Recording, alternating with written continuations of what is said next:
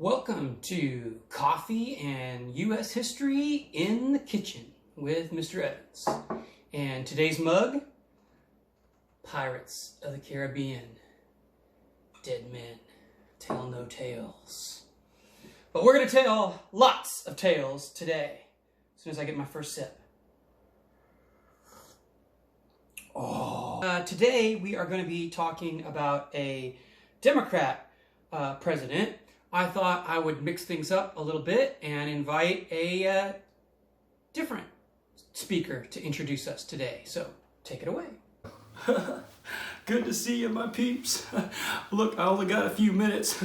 Hillary doesn't know I snuck out, but I'm here for you. I'm here for Mr. Evans, and I'm here for you, because I care. I know it's been a long time. You miss me, but I'm still around. What's that? Coming, darling. There was a lot of interesting soap opera stuff, but we just don't have time to get to that today. And also, I'm not going to cover very many of the New Deal programs. So this is something you should have done in your Google Classroom assignment. You should be familiar with the WPA, the TVA, and the CCC. Roosevelt is going to win the election in 1932 handily in a very big blowout. I mean, this is the equivalent of winning a football game by 5 or 6 touchdowns, right? And one of the earliest maneuvers he does is to declare what becomes known as a bank holiday. We know from the previous lessons that one of the problems that was causing the Great Depression was the bank panics and runs, and now people were afraid to put their money back into those savings accounts, right? Well, FDR closes down all the banks for a week, and Congress pushes through some legislation. And when the banks reopen, FDR gives one of his famous fireside chats on the radio, telling the American people that their money is safe now, it's protected, and they should put their money back in the banks. And, you know, the thing is, in 1 week's time, realistically, how much could they accomplish? And most Americans didn't really read the laws that were coming out of Congress. So if you're a critic of FDR's, you know, you could argue that this was all smoke and mirrors. It really was, a publicity stunt. And there's a little bit of truth to that. And yet, it works. And why does it work? Well, because people had faith in Roosevelt. Whatever it is about his charisma or his personality or the way he communicated, he was able to convince a lot of people that the banks were safer now. They didn't really know why. They were trusting in FDR. And so, even though you could argue it was a little bit of smoke and mirrors, he pulls it off. Bank deposits are on the rise shortly after FDR's bank holiday, right? Now, the real important piece of legislation that comes later, the same year, is the Federal Deposit Insurance Corporation, the FDIC. And this is what I love about this part in history that we're getting into now. A lot of the stuff we're covering directly affects your lives today. It's the programs that were set up in the 1930s still exist today, and the FDIC is one of them. You've probably heard a commercial on the radio for a bank in your town, and at the end, they have that part at the end where they talk really fast, you know? Blah, blah, blah, blah, FDIC insured for up to $250,000. Well, what are they talking about? Well, it's just what it sounds like. It's insurance on your money. You know, in the 20s, if you had your money in a bank and that bank went under, you lost whatever you had in that savings account. It was gone and you probably never got it back. So what we're setting up is the Federal Deposit Insurance Corporation. So how does this work? Well, all the banks are insuring each other. And so if one bank does a horrible job of protecting people's assets and it collapses, and we've seen this happen before, where through either mismanagement or because the people running it were crooks, you know, a bank goes under. Well, instead of you losing all your money, the other banks come in and insure your deposits. It's a much better system than what we used to have, which was essentially no system. But if a huge chunk, if hundreds of the banks all are going under at the same time, the money that's set aside in the insurance fund isn't going to be enough to cover the damage, right? And so that's where the federal part comes in, right? At some point, the Federal Reserve Bank and potentially taxpayer dollars may have to come in and save the banks. So it's not a perfect system, but it is much, much better than what we had in the 1920s, right?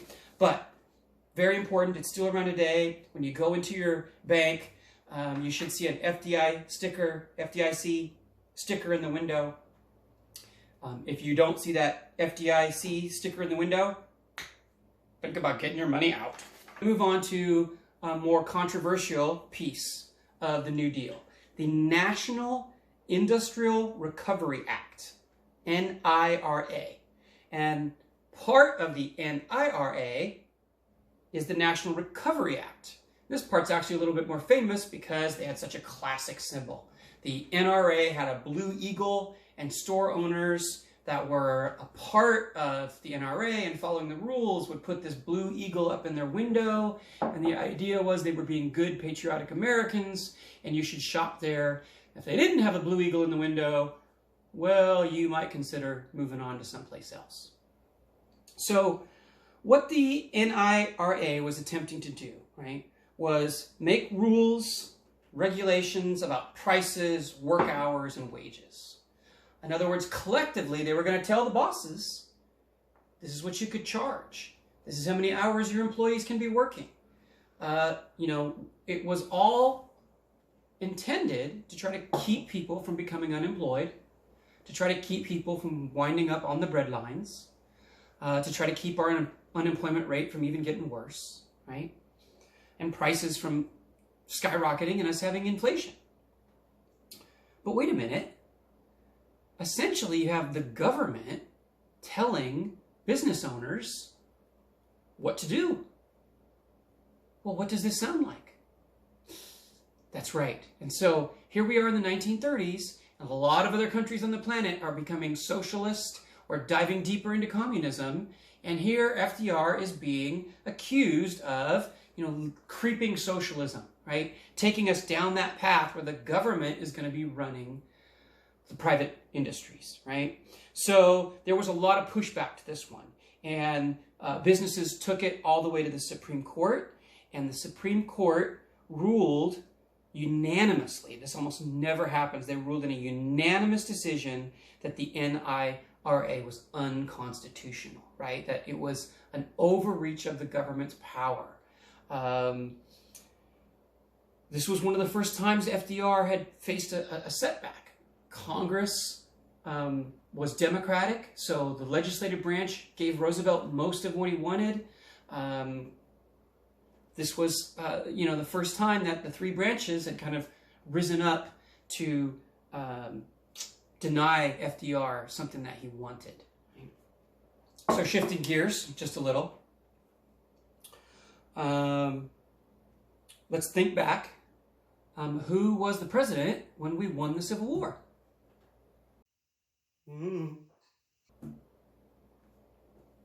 What party was Abraham Lincoln from?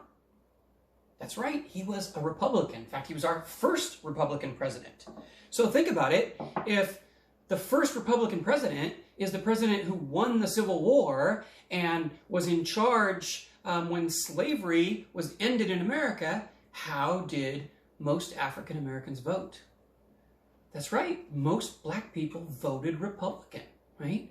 Starting, with the election right after Lincoln, right? It's how Ulysses S. Grant becomes president. Republicans could count on black voters up until the 1930s, right? FDR changes that, right? When the Great Depression hit, it, in some areas, hit blacks the hardest. There's still a lot of racism in the country. Oftentimes they were the first ones fired and the last ones rehired. And so the unemployment figures that are so high in the 30s in a lot of black communities, they're even worse, right? And one of the things FDR did was made sure a lot of the New Deal programs included African Americans in the hiring process, right? Saving the lives of people who were starving and potentially homeless, right? So we see this big shift among black African American voters, right, in the 1930s, where instead of voting Republican, they are going to switch to FDR's New Deal Democratic Party, right? And that switch has essentially stayed that way ever since, right? So in 1932, we have and really in the 36 election, we have a fundamental shift in the way most African Americans vote. Now, obviously, I'm just talking about percentages. It doesn't apply to every single person, but we're talking about overwhelmingly the percentage of blacks vote Democrat now. And so there's a big shift. So I'm going to show you, right, politics is about building coalitions and how different groups vote. Here's the 1880 election map, right, for president. And you can see that the South at that time voted almost entirely Democratic, and the North voted almost entirely Republican, right? You can really see the North-South split still in effect in America in 1880, and we have just a few Western states out there as outliers, right? Now, let's look at the map of 2020, right? And you can see we've seen a complete flip, right?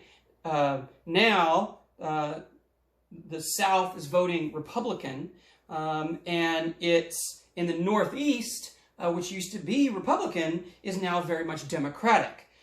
New York, Massachusetts, and of course out west now, California has gone Democratic. It wasn't always Democratic, used to vote Republican.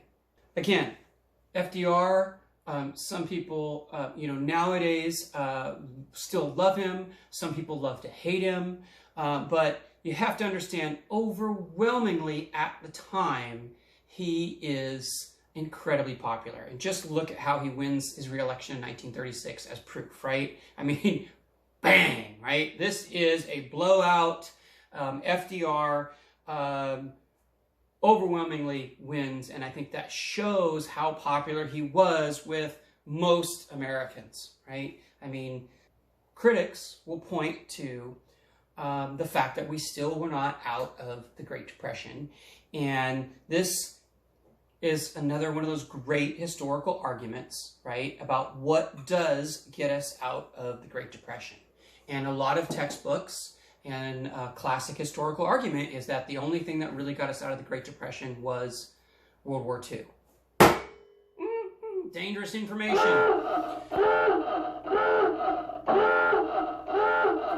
So look, this is a little bit historically debatable. And one of the problems is, how do you measure what a strong economy is, right? Do you look at just the stock market? Because a lot of Americans don't have money in the stock market. Their daily life isn't affected by that. Do you look at unemployment rates? Certainly, that's one measure of a strong economy. What about minimum wage or mean or median income? All of these are different measures of an economy. And certainly World War II provided employment. But a lot of historians are debating now how much that affected the middle class. And there's a school of thought that it really was the GI Bill and a lot of the programs and policies that we put into place after World War II that really cemented America as the world's giant economic powerful engine. Okay, so fun things to debate. And that's kind of how we're going to wrap this up, right? The legacies of the New Deal. In other words, what are the long-term implications? Like it or lump it, right? Some of these programs still exist today, and so they changed our country, right, forever. And we still debate and argue over a lot of this stuff, right? So, what are some programs that still exist? We just talked about one. You should be able to get it. the FDIC, right? We still have the FDIC, right? Another one many of you should be somewhat familiar with is Social Security. Okay, so look, Social Security is an example of socialism. There's that word again, right? So Americans have come to accept socialism in some aspects of our life. In others, whoa, right, we want to pull back. And these are the things that we're still arguing about in 2020, right? And we'll probably be arguing about in 2040 when I'm in the grave, but you're still watching these videos because they've replaced me with hollow Evans. Social Security has been a... Oh, there she is. Look how cute. Yeah, you're not helping. You're not helping. How am I going to stay focused? Huh? Your hair purring. A lot of other countries already had some kind of retirement program, and that was the key piece of Social Security, right? Remember, we have older people that have no pensions, no savings, and so the Social Security program is going to allow them to retire at the age of 65. We are going to put a tax, whether you like it or not, a tax on the income of everybody working, right, in order to raise funds to pay those older people to retire. During the Great Depression, this worked on a lot of different levels, right? It allowed some people to retire, which freed up some jobs. It gave young working people a chance to know that they were going to have some money for them put away when they got old, right? So it has been a very successful program for the most part in American history and has worked really well. Now, bad news for you young people. Social Security is running out of money. So here's the problem.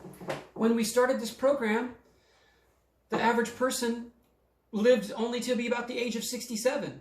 So if you started collecting Social Security at 65 and you died at 67, we only had to pay a couple years of your retirement.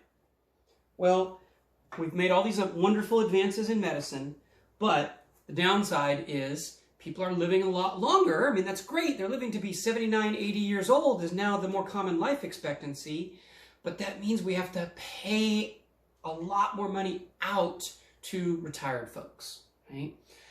The second problem is, right after World War II, we have the baby boom, right? 1945, World War II ends. All those soldiers come home. We talked about this after World War I. They're all going to come home. Well, they all want to spend a lot of money, and they all want to, yo, Mr. Evans, I know, party. What's up? Yeah, and so guess what? Starting in 1946, we get a lot of babies. All those baby boomers who were born between about 1946 and 1954, right? They all just started retiring. So they're all retiring. They're all collecting Social Security. They all look like they're going to live a really long time. So Social Security is running out of money. There isn't going to be enough money in the fund to pay everybody what we've promised them. So look, in 15 or 20 years, we're going to have some really tough decisions to make.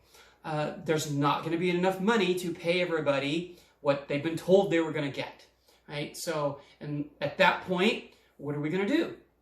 Are we going to raise taxes or are we going to cut spending? Right? One of the things that comes out of F.D.R. and the Great Depression, right, is the idea the government should help the old, the sick, the disabled, the unemployed, right? The government needs to step in.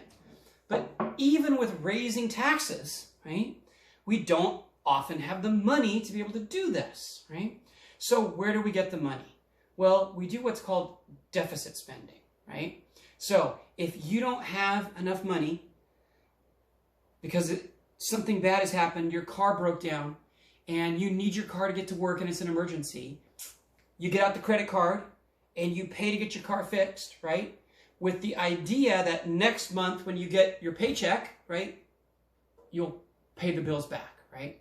So when governments do that for a single year, it's called a deficit, right? We spent more money this year than we had, but hey, there's some kind of an emergency going on. like a war or a depression or, I don't know, a global pandemic. So you spend the money because it's an emergency with the idea that you'll fix it next year, right? You'll pay it back.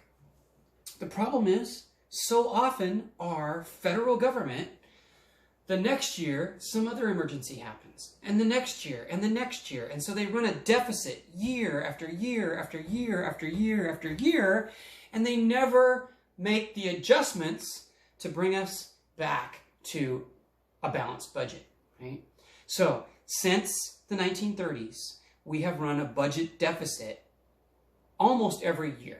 I think there were maybe 4 years, 2 or 3 of them were in the 90s, where we didn't run a budget deficit, but for most of the last 80 years, we've run a budget deficit, right? So what has happened is you have to add up what you owe. Now you owe money from last year, but you owe money from the year before that, and the year before that, and the year before that, and that total amount of money that you owe is what we call the national debt. It's the total that has to be paid back, right? And you can see what our national debt is up to. That's right. $25 trillion. And look at it go. Look at it spin, right? So, look, again, this is going to be a problem for the younger generation, right? It's okay to borrow money in an emergency, and governments do it all the time, but you have to have a long-term plan for how you're going to pay that money back. We are paying interest on this $25 trillion. In fact, we now are paying more in interest on the debt than for almost any of the other programs that we're spending money on yearly, right? So we owe so much money, just paying the interest on the money we owe is sucking up a huge chunk of our yearly budget, right? And so these two problems, Social Security not being funded enough and the overall government not being funded enough are going to be issues we're going to have to deal with. It's not going to be catastrophic next month or next year. But without a plan, at some day, this is kind of like we went to dinner and your grandparents ordered steak and lobster and your parents ordered a nice big buffet dinner and they diner dashed you. And you're going to get stuck with the bill. Ouch. And I will see you next time when we move on to the other big crisis FDR has to deal with, World War II. See you next time.